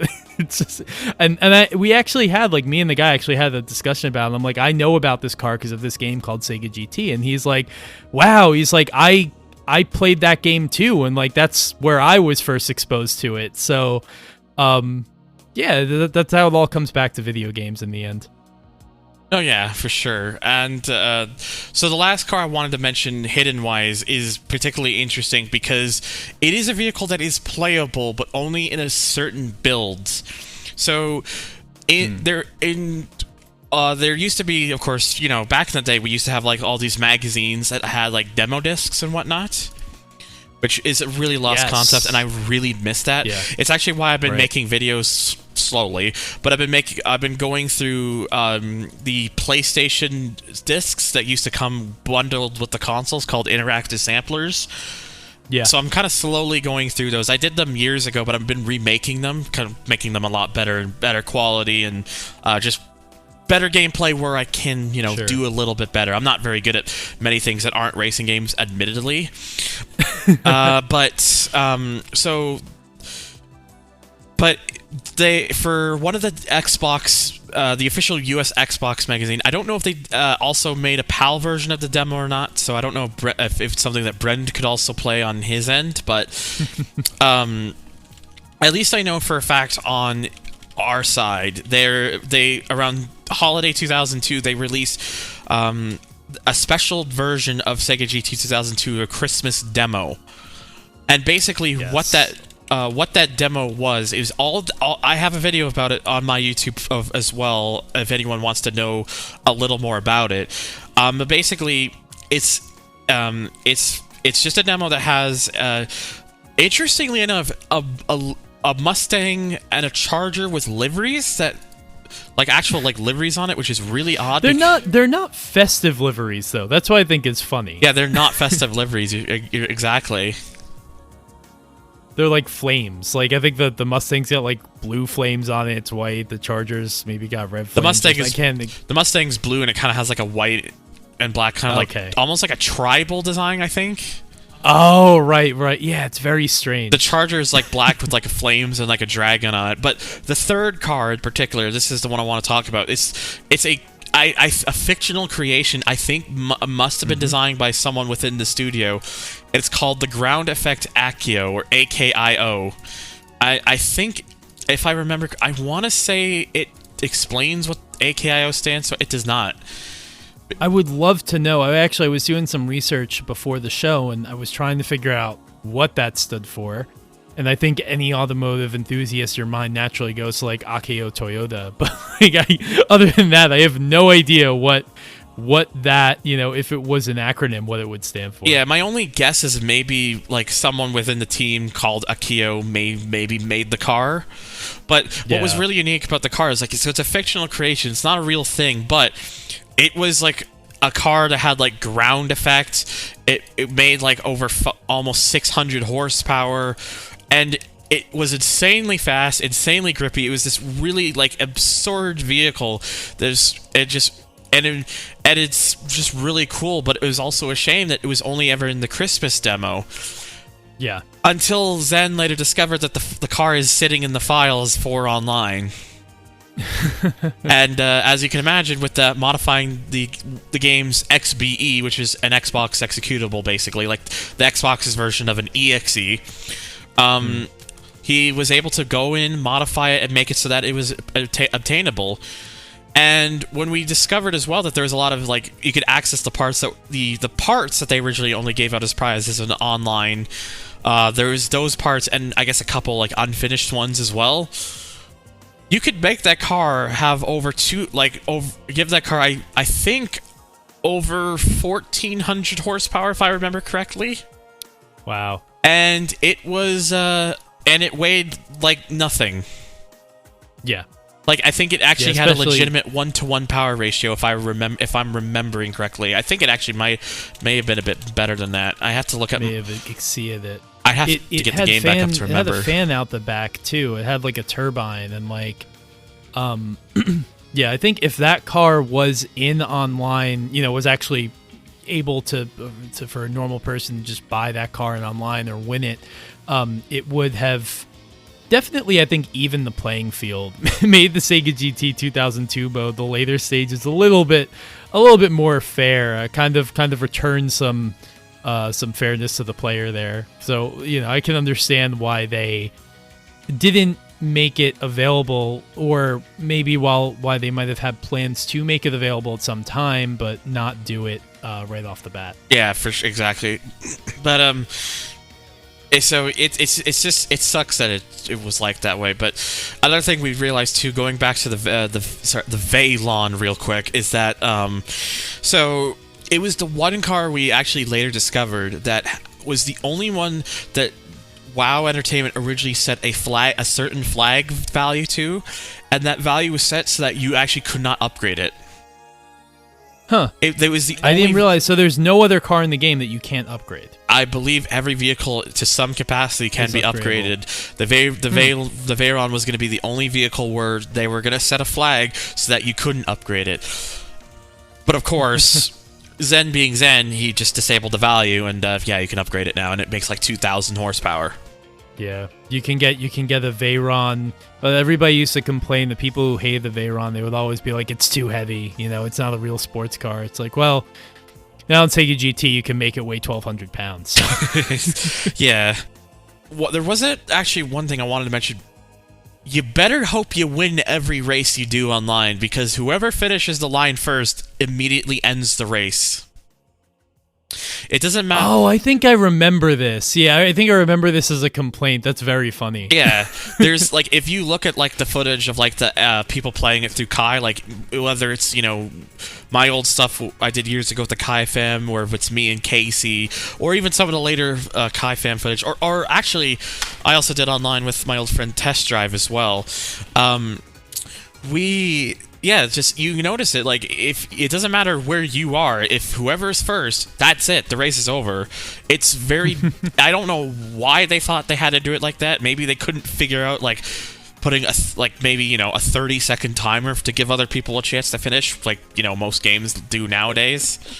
Right. But it's like, yeah, it's one of the most valid complaints I think there is for that game for playing against people, and it's just a shame that it's just the way it is. Really, I still enjoy playing it with people though. But when it comes to like old racing games and being able to play them online, I'm easy to impress. So because I just like to be able to play these games with people. So. It's just amazing to think of, I've never messed around with X-Link Kai or anything like that. I'm in the process of hopefully getting a mod Xbox and maybe able to play around with those things, because before I played online most recently, to do this podcast, I tried to emulate it. And I think I was talking to you and maybe Zen about it. And, Zemu, it's coming a long way, but Sega GT is a slideshow and a very, very at like a quarter game speed at best. So it's not at a point where you can really enjoy this game via emulation. But I'd like to do that. I'd like to mess around with X-Link Kai and see. There's lots of people as we've been talking about who want to play some of these old racing games that were Xbox exclusive.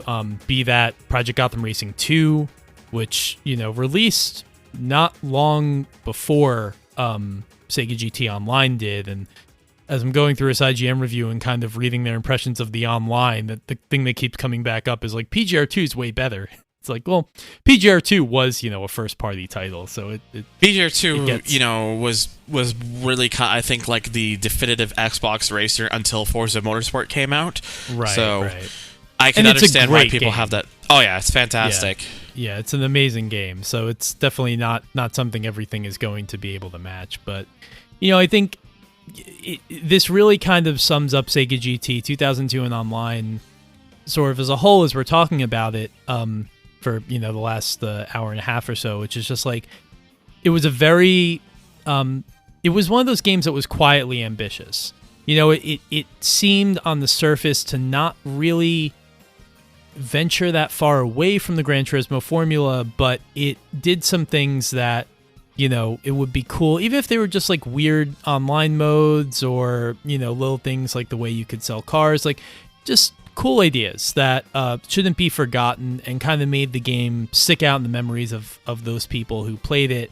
And also, like, without going into too much detail, the original Sega GT on Dreamcast was very rough. And in my opinion, this game might represent the biggest improvement from one release in a series to the next release of any racing game I've ever played. I mean, I don't know really if anything else touches it. Like, I consider the original Sega GT unplayable. I really don't like that game. And this game is like, it's far from, it's not perfect, but like it's a solid 8 out of 10. Like, it's a solid, like, it is a fun game in its own right, and it's amazing to me that this came from the same studio and the same team that created the first game. But back in the day, game development didn't take as long, and you could kind of rebuild the game with every iteration. So, the 2002. If you maybe know about the first Sega GT, but you're like, that game was terrible, I don't want to give 2002 a try. Like, I think you'd be surprised how good it actually is. Oh, yeah. So there's a few things I wanted to mention as well. And so you see, first, and this is going to be brief. This is sort of the reason I kind of wish I was around at the time you guys did that original Sega GT podcast. Because, man, do I have things to talk about that game. Is it the Luigi thing? Because I remember that kind of came out a year ago or something like that. Not the Luigi thing, though I did make a video about that. It's just my experience playing the game is what I would talk about, because I grew up playing that game, but when it was new, including the PAL version with that Clio trophy. Ugh. That Clio trophy is the stuff of my nightmares, basically. But yeah, what I was saying, Sega GT 2002, I think really is a just one of those games that I really think a lot of people really needs to give it a try, because it's, I think, a really underappreciated title. It's fun. It's got its quirks like any sort of racing game of the time would, especially when those were trying to cash in on Gran Turismo. But it's one of those games that I feel is easy to pick up and play and have some fun with, because its nature and the way it's set up is pretty damn simple, and it's just, it's one of those things where it's just like, it's not like one of these things where you have to like learn like tools of the trade or follows like some sort of convoluted thing. It's just one of those things where as soon as you pick it up, you can figure your way around and just go from there and kind of, you know, build from that point onwards. And it's something that I wish, you know, I really wish we had seen more Sega GT titles. I remember years ago it was always discussed like maybe there was rumors like they would make another title, but obviously that never happened, and it's unlikely that will ever happen. It will ever happen, especially because how, you know, if it doesn't have a certain name on the brand anymore, people don't really give it a fair shot, which is really dire. And I hate to see how we've come to this point, how we only have certain names that do well, and then everything else gets compared to those games even when they realistically shouldn't. Yeah, I mean, Sega was a foremost developer of racing games, you know, obviously throughout the 80s and the 90s and like into the early 2000s. Sega has such an influence with racing games. I was gonna say, like, yeah, it's just real quickly, like, it sucks because, especially arcade-wise, like, I don't think there was anyone doing arcade racing games better than Sega at the time. Like, they were the kings of arcade racing games. And depending on who you ask, Namco. But I agree with you. I think Sega always did it better. Look, Sega had Daytona USA and Sega Rally, so I side more with Sega over Namco. It's just a personal thing. Yeah, I mean, we could go into the whole thing about how I don't think the first two Ridge Racer games handle reasonably well at all, but that's another rabbit hole. But no, like, Sega, you know, a game like Sega GT 2002 to come out from the developer, I mean, this was also a time where Sega was like, we're just going to make a game with our name in it and GT and the year, and we're going to sell it based on that. Like, that is fundamentally like a vestige from an era of this medium that doesn't exist anymore. And that's kind of why Sega GT 2002 feels like such a weird game to me. It feels like something that would have come out on the Saturn or on the Dreamcast, in terms of just Sega making this game and thinking like, we're just gonna put our name on it and it's gonna be weird and different, but it's gonna be us. And, you know, it's not an arcade race. I mean, by today's standards, it definitely is an arcade racing game, but for its time, it was considered more of a simulation. But even then, there's this quality to the visuals. They just pop a little bit more than they did in Gran Turismo. I'm not saying it's a better looking game, but just like the colors and everything, and the music and the experience of playing the game, where it feels like, okay, what if the people that made Sega Rally made a more serious racing game? And that's something that, depending on who you are, if Gran Turismo wasn't quite your thing, if you were like, I don't like these like sim racers, like, that could have been the thing that was sort of your gateway drug into the genre and into that style of racing game. So I think, you know, we lose something when, you know, developers like Sega call it quits in the genre. But that's always a conversation these episodes end on, is like, what damn, like, all these old games, all these old like influencers, you know, in terms of developers, we just don't get those experiences anymore. But what can you do? Yeah, for sure. And there's there's one other thing I wanted to mention, and because you were talking about it earlier about playing these online games through like X-Link Kai and whatnot with people, because it did kind of carry over to something I wanted to bring up with you. Of course, if you do get a modded Xbox and you get that stuff running, please let me know, because I would easily be willing to participate, because I would love to be able to do that sort of stuff. Yeah, for sure. I wanted to mention something as well. My friend Casey She's done a whole bunch of videos on YouTube herself, like reviews and whatnot, like of the Gran Turismo games and Test Drive 6, even just for diversity. Yeah, we had Casey on. We had Casey on for one of our Need for Speed episodes, and it was like a 3-hour episode and one of my favorite ones we've ever done. She's just so knowledgeable about those games, and absolutely. Go watch Casey's videos of various racing game franchises. They're great.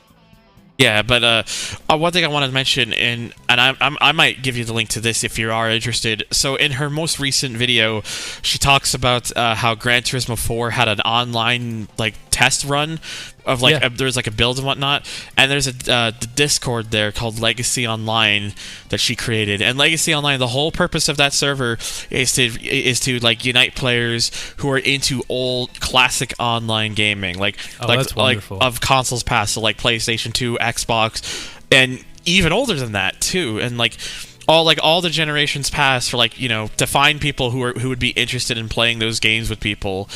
So, and it would be nice to see maybe, if Time Extend in some ways could become that sort of thing, just for, the racing diehards like most of us who are part of Time Extend are. Yeah, it also reminds me, I've never even tried to play that GT4 online. I don't think I've really even looked at any footage of it. It's a thing that I've always known has existed, but I've never really paid any attention to. It's just that's a thing that they had in Asia that no one's ever. People say it exists, but no one's actually ever seen it.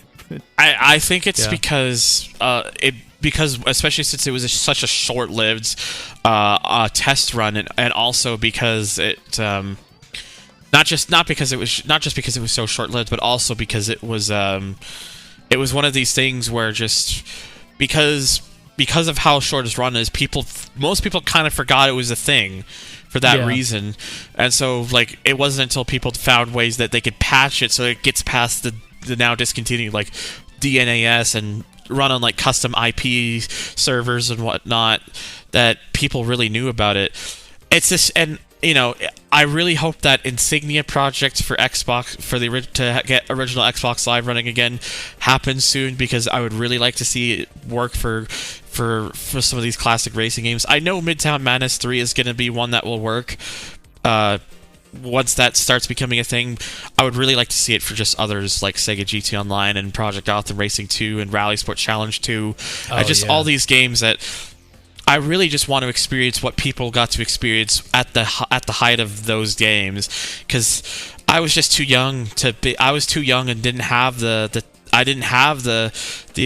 accessibility that I have nowadays to really be able to experience that sort of thing, and I really just want to be able to experience that one day. So I really hope people continue to kind of work on that thing, because even if it's jank, being able to play Sega GT Online through its actual online mode would be fun to me. I really want to see what that navigation battle is like in person. Yeah, so that was my question, because I have absolutely zero experience with this. So, when you set up an online race as you would now in X-Link Kai, you're not using the game's online mode? How are you achieving that? So X-Link Kai is basically what's considered a land tunneling service. If you've ever heard of something Hamachi or Game Ranger, right, yeah, I remember they had them. Yeah. So what you're doing then is running it in land mode. Yeah, X-Link. Okay. So basically, X-Link Kai is like that, but it's a thing where it's basically it's designed in mind to be set up for consoles and whatnot. So you'd have little arenas in place where you could tell people, hey, look, this is what I'm playing, this is what I'm looking for. You could you set your console up so that it would talk to X-Link Kai, and basically it would tunnel the System Link service, so it would act as if you're connected to other consoles through System Link, but you're actually connecting to a tunnel service, so you're technically playing online. So the problem with that is it only works with games that actually supported System Link. So unfortunately, games like Burnout 3, for example, that game did not have System Link, so you can't play it through X-Link Kai, sadly. Right. So, which is why I'm hoping that gets fixed with Insignia, and I know people are working on it to get the PS2 version of that game's servers back up through the same sort of IP thing that they've done with GT4 online. So But it's that sort of thing basically, where it's just you're basically tricking it to thinking you're connected to multiple consoles when you're really just connected to an online tunneling service. Something that was recently really funny is, we do streams of Jalopnik, and me and my friend Jose, we were streaming Crazy Taxi 2, but I was running it through dismal or whatever. Demule, sorry. Whatever Dreamcast emulator I was using. And he was like, what's that internet option? I was like, Dreamcast games, they used to, it was a system could connect to the internet. You couldn't really do a lot of online racing, though. They're, like most games, it was just leaderboards and stuff. But he wanted me to click on it, so I was like, I don't think anything's going to work here, man, but we'll try. And, we were blown away, and you can see it in real time. Like, I had no idea that there were actually people who had gone so far as to resurrect those servers, and that Demule there was something provided in that emulator that would allow it to connect to those servers as if it was a normal Dreamcast, with the broadband adapter. So we were able to load the Crazy Taxi 2, what would have been the Crazy Taxi 2 homepage that somebody has preserved, in the game on the emulator as if it was the year 2000. Like, it blew me away. And I just think it's so cool that projects like this are still being, chased and that people are still working on them. Even if the progress is slow, I think one day something good always comes out of it. Yeah, for sure.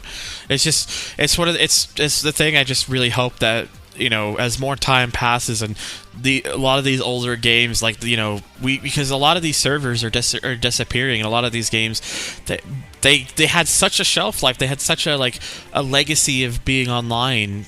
I guess, legacy online, the Discord server, but it's one of these things that even if some of these games were not the greatest, a lot of people, there are groups of people, no matter how big or small they were, that have these memories and fond memories of playing these games with the groups of people they were able to come across and enjoying them.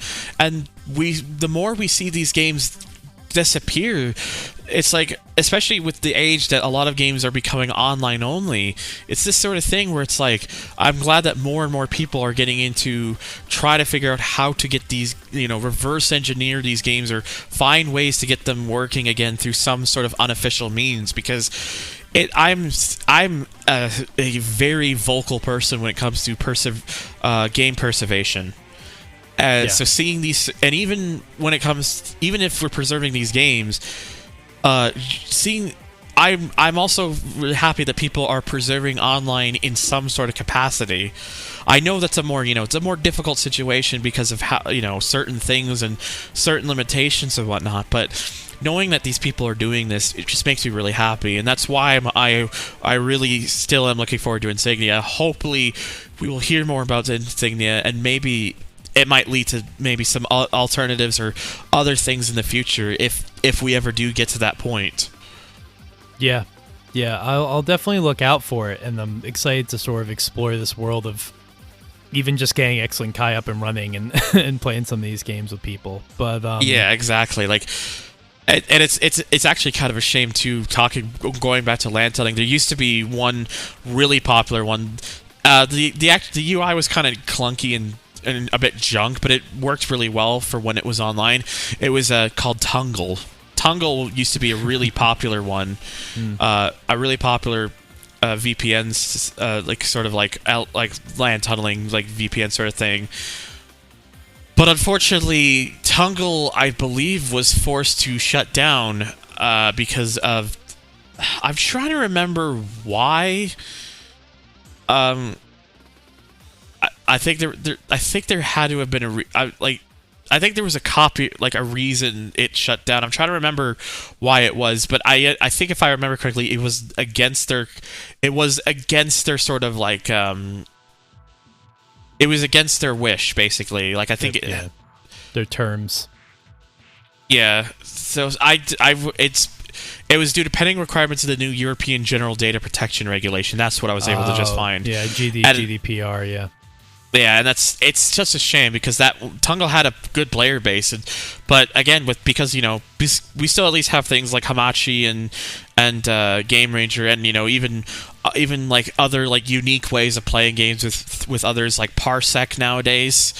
We're definitely getting somewhere, and I think a lot of people are getting more interested in just wanting to play these games again with people, because I feel like a lot of people, including myself, are becoming more and more jaded with the way the gaming industry has gone. Yeah, and I don't think at this point I don't think it's just nostalgia tinted glasses. I think things were just simpler back then, and I think people miss that. Yeah, and it's heartbreaking. Again, a whole nother thing, but like when a game like GT7 comes out that has a lot of good going for it, but is sort of mired in this design it's meant to give the game as long of a shelf life as Sony needs it to have, and make as much money as they need it to have, as they need it to make.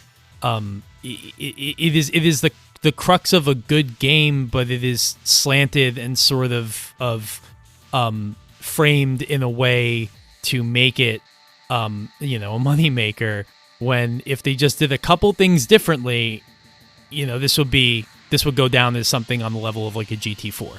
But you're seeing games release unfinished. You're seeing games release with like the most egregious forms of microtransaction, and you're seeing good games kind of ruined in a way, or worse than they otherwise would be because of these influences. So yeah, absolutely. It's just the way it is now.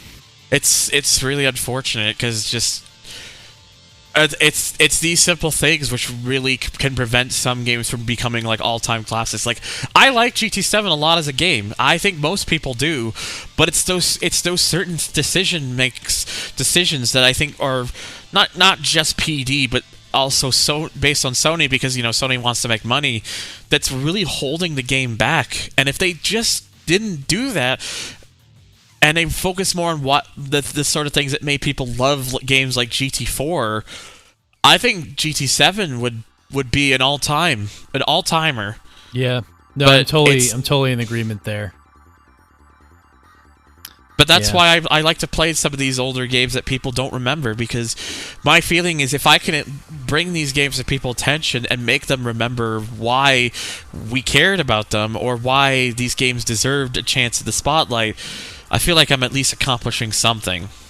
Yeah, and that's what it's all about, and that's why we're here. And hopefully one day we can even revisit the Sega GT Online topic, with the ability to talk more about its actual online mode as Sega designed it, and be able to play the game that way again. But until then, it is a fun game to play, even in single player. It's an old game, so it was designed primarily to be played that way. And if you're looking for a Gran Turismo-like experience from back in the day, and you haven't tried it, I and obviously you, we speak for both of us. We highly recommend it. It's an awesome game.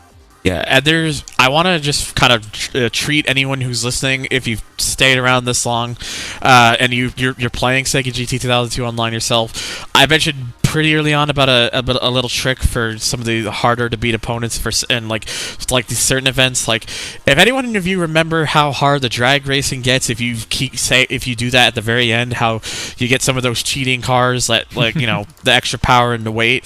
Let me give you a little bit of a tidbit. For some of the best cars in the game and whatnot, this actually will work with every vehicle, but with some of the better vehicles it works, obviously better, but really well. If you are willing to use manual transmission at the start of a race, purposely shift all the way up to the highest gear, rev the car to as close to maximum red line as you get without actually, just holding it down. And if you do that, you will get a massive boost from the start. So it's like you'll start out in first gear, and then some, even though you're starting out in like sixth. Yeah, like you'll get a huge. Wow. It'll just leap off the line, and it's a very useful trick for getting past those cars at the start. Too. The only thing, of course, you gotta shift back down. So if you're comfortable with using manual during races, that's the thing to keep in mind. But I wanted to mention that to people because not everyone knows about it, and it'll make those drag races so much easier. Or you won't have to just use an auto union streamliner in online to beat it. That's a good trick. I'll remember that as I'm going through the game again. Yeah, what I might actually do for the Tyvix Discord, I might just record like a little video to post on there to kind of show it in person to show what I'm like referring to. That would be cool to see. Speaking of, I wanted to ask Chris. Thank you so much for being on. It's so easy to just talk forever about these games, and I enjoy for it. sure. It's a blast. I wanted to ask, do you have anything coming up or anything that's recently come out you want to plug, you want to bring people's attention? Okay, so I've the last few months I've been generally kind of taking it. I say the last few months, the last couple years of stuff I've been, I've not exactly been the most prolific or active as I used to. And there's like a multitude of reasons for that. I don't want to get too into detail about, but what I'm wrapping a couple things up. I'll have something coming up real soon on my YouTube channel. Videos I've been kind of holding off for a bit. Just simple gameplay stuff that involves TXR2, but it's something I wanted to revisit and kind of do a better job of. So stay tuned for that. I should have that out soon. I will get the rest of Rally Sport Challenge out within the next couple days, and then after that, I have a thing I haven't announced. This is gonna probably be my first announcement of it, and I have no ETA for this, so I don't know when it'll be done. It's just whenever I can get everything compiled. I want to start in some way or another because of all the games I own, because of all the different racing games that I have. I want to make a series of kind of looking over the kind of the chronological history of like popular vehicles in racing games. I know there's a couple of channels that have done this, but because of the amount of stuff that I have and some of the stuff that hasn't been touched, I really want to. I really kind of want to make like a really big kind of in-depth stuff about it. I'm gonna cool. I'm gonna start. My first car I'm gonna do that is with the probably one of the most at least most fan favorite Japanese cars, the Mark IV Supra, because that's in so many different games, which is why I wanted to do that. And then I'll do it for other cars too, like Dodge Viper, McLaren F1, and I want to do those I want to do that as a sort of thing. It would be more of a little bit more ambitious of a project of mine, but it's something I would like to do for sure. And then as well, I will try to get back into live streaming as well, because I need to get back into doing that. It's just I've been, I guess, mentally exhausted, and just things where it's just I don't know. It's been It's a grind, dude. I mean, I don't do it, but I have so much respect for content creators and stuff like yourself, like Casey, everyone who does it, because it's so much work. I can only write things. I can write things, and I can record conversations I have. That's about it. I can't. Oh yeah, exactly. I can't wrap my head around streaming. I can't wrap my head around video. But that's all cool. That project sounds sick, and yeah, it's these cars like the Mark IV Supra. They have. In every game, they kind of have a different legacy. They have a different context within those games, and it would be cool to explore them in that way. Of course, I also want to mentioned it before, but you the Long series a couple years ago, right? Playing Sega GT Online. And if you are especially curious about, anyone listening is especially curious about those hidden vehicles, you did a video where you go through the car list, and they're all there. So you can see the Veyron, you can see the Impreza Rally.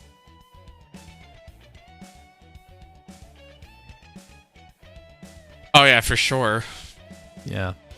So yeah, I guess that just about wraps this one up. So once again, Chris, thank you so much. ThunderTHR is the channel, correct? Do I have that right? I want to make sure. Yeah, that's correct. Cool. So yeah, go check all that good stuff out. And Chris, thank you again, and to everyone listening, see you again soon. Yeah, y'all have a good one.